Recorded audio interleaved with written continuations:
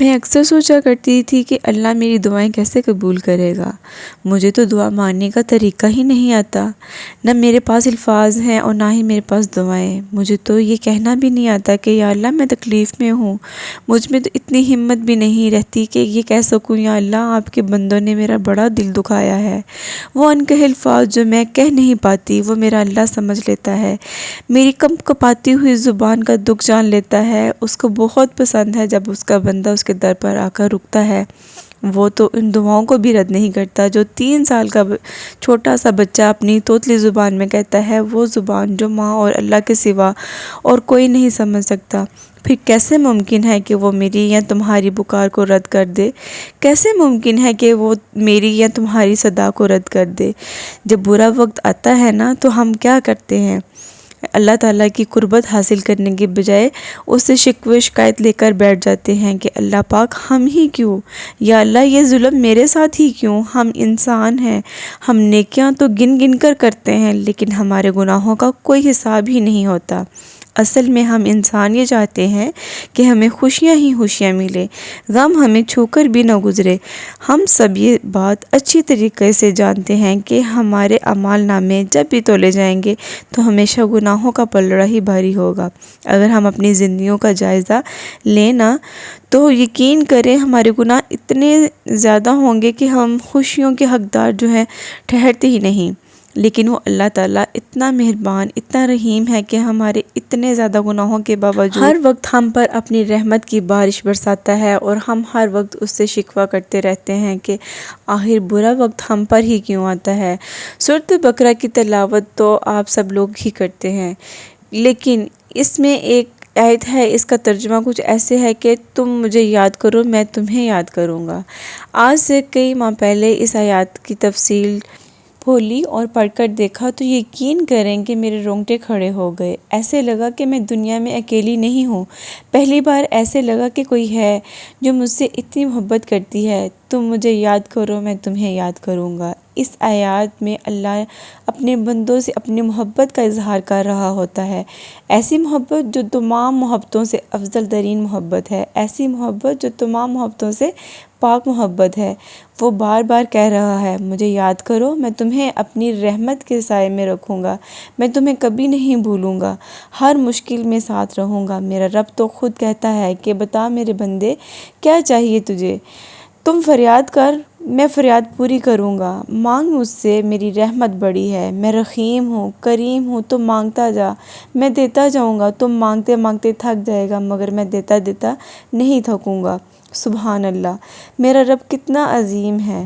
اللہ پاک نے قرآن پاک میں فرمایا ہے کہ تم مجھے ویسا ہی پاؤ گے جیسا گمان کرو گے۔ یہ سب ہم پڑھتے تو ہیں پر سمجھتے نہیں۔ آپ دیکھیں حضرت موسیٰ علیہ السلام کے پیچھے فوج لگی ہوئی تھی، تب اللہ تعالیٰ نے سمندر کو کیوں 2 حصوں میں بانٹ دیا؟ حضرت ابراہیم علیہ السلام کو آگ میں جانے کا حکم دیا تو کیوں اس نے آگ کو ٹھنڈا کر دیا؟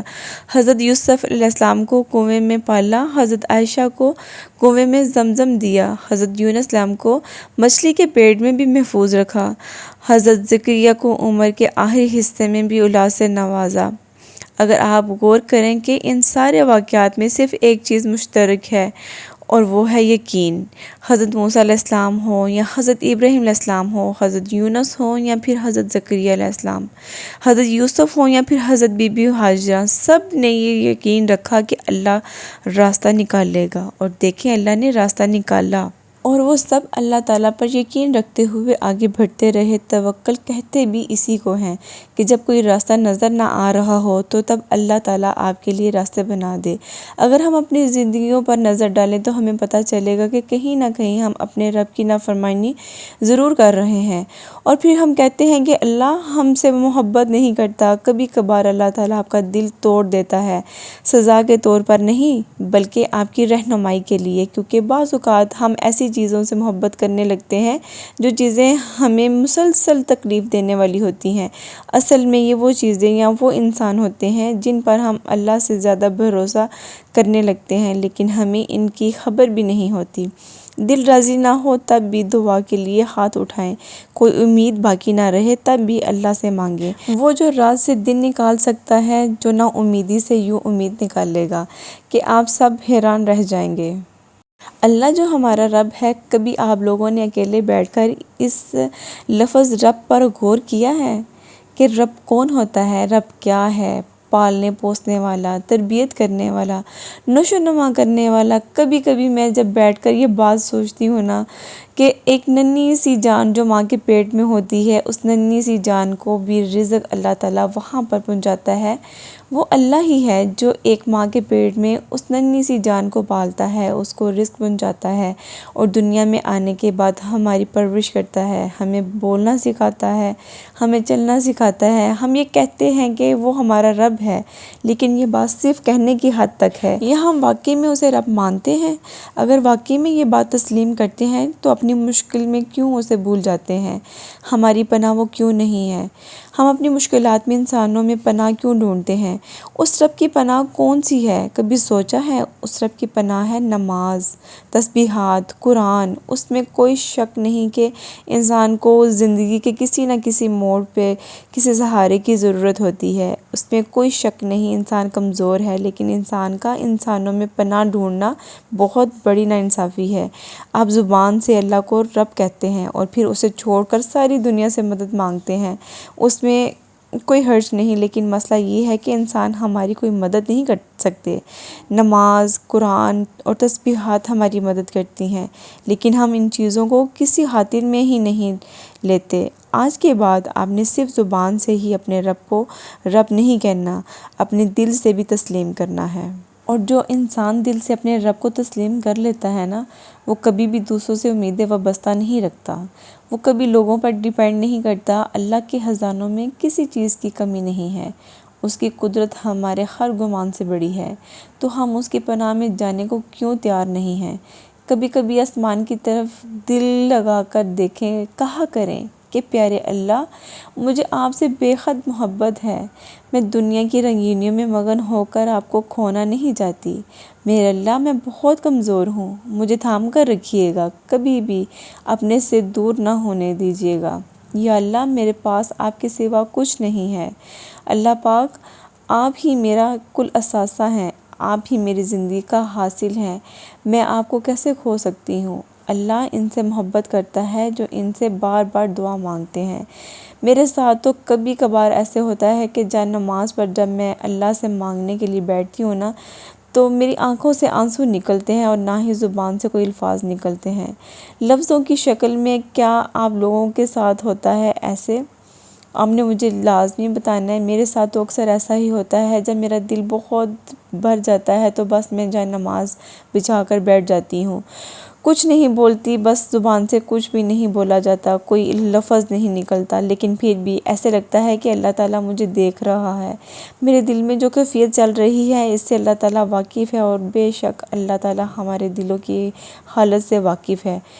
تب ایک عجیب سی کیفیت جو ہے نا وہ ہوتی ہے، دل چیخ چیخ کر کہہ رہا ہوتا ہے کہ اب آپ کے کن کی ضرورت ہے، لیکن زبان اس درد کو کہنے سے قاصر ہوتی ہے۔ اور پتہ ہے یہی وہ لمحہ ہوتا ہے جب میری اللہ سے نہیں، میرے دل کی اللہ سے گفتگو ہو رہی ہوتی ہے، اور جب وہ دکھا ہوا دل خود اللہ کی بارگاہ میں جا کر دل کو یاد کرتا ہے نا، تب اللہ تعالیٰ اس کے لیے وسیلے نہیں بناتے، بلکہ اس کے ٹوٹے ہوئے دل کے لیے اللہ تعالیٰ خود وسیلہ بنتے ہیں۔ ہماری خاموشی اللہ کے ہاں بہت زور کا شور مچا دیتی ہے، ہماری چپ کے شور سے نا ساری آسمانی خلق تک چونک اٹھتی ہے، اور پھر وہ ساری خلق اللہ سے ہمارے حق میں دعا کرتی ہے اور فریاد کرتی ہے کہ یا اللہ، یہ جو انسان درد سے تڑپ رہا ہے نا، اس کو شفا دے، اس کے لیے کن فرما دے۔ ذرا سوچئے کہ ہماری تھوڑی سی خاموشی سے وہ آسمان لرز اٹھتا ہے، تو اس رب کی کیفیت کیسی ہوگی جس نے کہا ہے کہ میں شارق سے بھی زیادہ قریب ہوں۔